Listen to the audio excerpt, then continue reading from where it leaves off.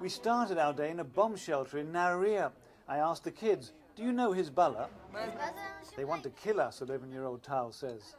His sister Michal feels safe here. But as we left, panic, new rocket attacks all around us. "Katyushas," she shouts, "bombs."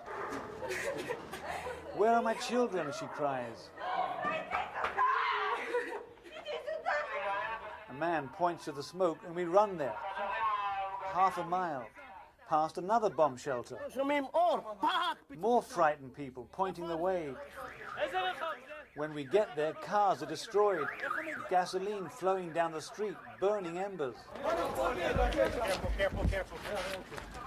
Live electric cables on the ground, water mains broken, deadly combinations. The Katyusha rocket, with its 50-pound warhead, made only a small hole in the ground, but spread terror. A man is in shock. Then, close by, a second rocket, but nobody was wounded either time.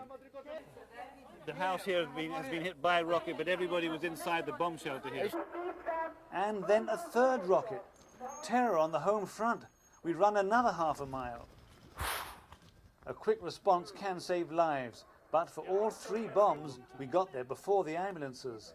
This man had no chance, a direct hit. They're just waiting for the ambulance to arrive. Yet again, right next to a bomb shelter. Most people were inside, and that's how they stayed safe. But this man clearly was in the wrong place at the wrong time. At the shelter, this lady is desperate. "Where are you? Where are you?" she cries. The man explains she's lost her husband. The woman tries to call him. Then everyone hears a phone ring. It's by the dead body.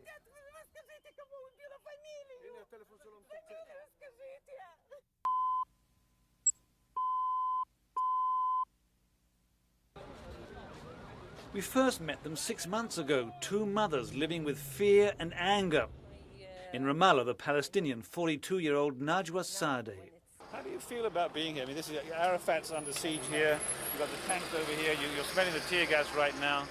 Humiliated, Martin. I feel humiliated here. I feel that I'm a prisoner in my own country. And 10 miles away in Jerusalem, the Israeli 40-year-old Edith Shema, living in constant fear her children could be killed by a suicide bomber. And while we were with her, suddenly the news, a bomb had just exploded by the school gate. "Don't leave school, stay inside," she desperately tells her children. I'm worried when they go out. I ask them to call me every time. 2 mothers divided by their people's hate. Then finally, Edith asked why. Over the internet, she wanted to know how the Palestinians could justify killing Israeli civilians. I got many responses. Most of them were very angry. But then came a message from a woman in Ramallah. It was Najwa. She made me understand better the despair. And against the odds, Najwa and Edith became friends on the internet. For months, their concern for each other grew, softening a little the pain around them. I'm really worried about you. Let me know you and your children are okay. A glimmer of hope in the toughest of times. Then the 2 women decided they wanted to meet. But there was always a bomb or a killing. So finally, NBC News offered to bring them together.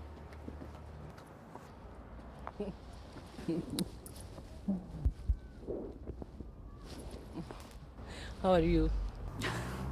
Are you okay? Yeah, I'm okay. How are you? I'm fine. Yeah. You look different than I imagined. How did you imagine me? You look beautiful. You too. Are you nervous?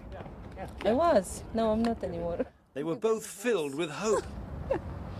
I think there can be peace, but peace needs a lot of time, and peace needs the world to understand. That was 6 months ago, 2 enemies who became friends, hoping their story could become the story of their peoples. But it didn't. There would be no peace. Instead, the violence only got worse. This week, we went back to check on the 2 friends. For the last 7 weeks, Najwa's family in Ramallah has lived under an Israeli curfew. her children helpless as Israeli tanks patrol the streets they want to play in.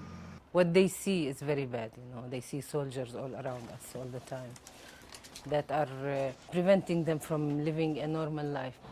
And Edith more frightened than ever while Jerusalem is torn apart by the suicide bombers. Hope sounds ridiculous now. And we learnt they had stopped meeting and talking with each other. Anger had taken the place of hope. I think we don't have much to say anymore. I'm frustrated and angry. I've been experiencing anger that I have never felt before.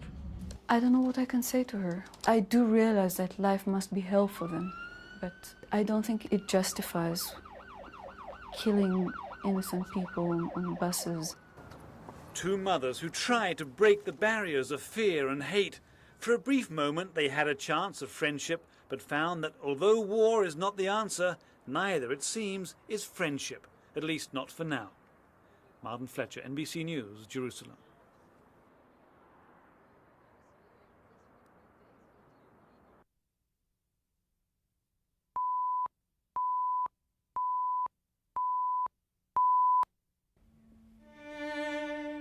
What a journey.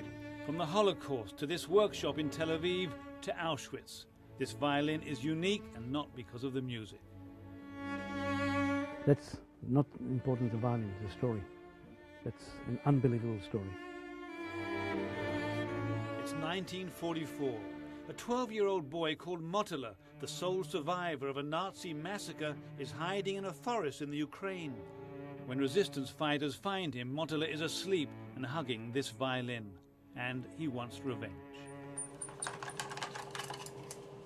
When Amnon Weinstein got the violin, it was damaged and unplayable. But he reconstructed it and its story too.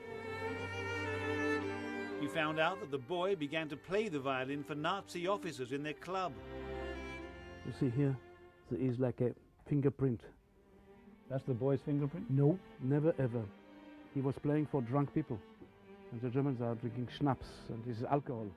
And I do believe that maybe in one evening or something like that, one of the officers who was completely drunk grabs the violin, give me, I will play also. Each time he played for them, Motala smuggled explosives into their club. Then one day, He put the fuse inside, he lighted it out, ran away, and it was a big explosion. 200 Germans killed and wounded. So that's, how to say, a revenge with a violin. A nice one. Later, the Germans killed Motala, but Amnon has his own kind of revenge. The violin plays on. In Jerusalem,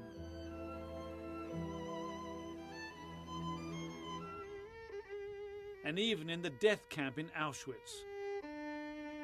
One of the world's great violinists, Shlomo Minsk, plays Motala's violin. Amnon was there. Everybody was crying. How was it for you in Auschwitz when he played? Horrible. This was really a moment that I will never forget all my life, and for 2 months I could not sleep after. Amnon thought of Motala and of his own family killed in the Holocaust, and he said, "The Nazis are gone, but we're still here." For today, Martin Fletcher, NBC News, Tel Aviv.